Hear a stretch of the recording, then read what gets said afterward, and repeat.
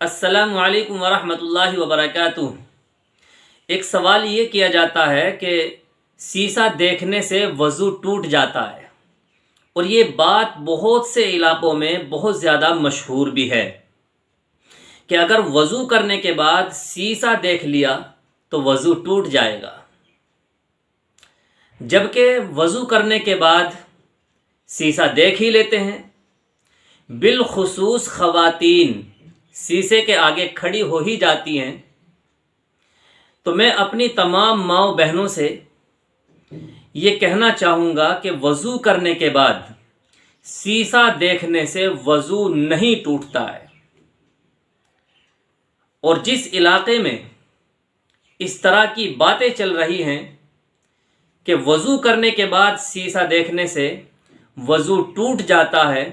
اور شیشہ نہیں دیکھنا چاہیے، تو ہماری اس کلپ کو وہاں تک ضرور پہنچائیں دین کی اشاعت کی نیت سے، تاکہ ان کی اصلاح ممکن ہو۔ السلام علیکم ورحمۃ اللہ وبرکاتہ۔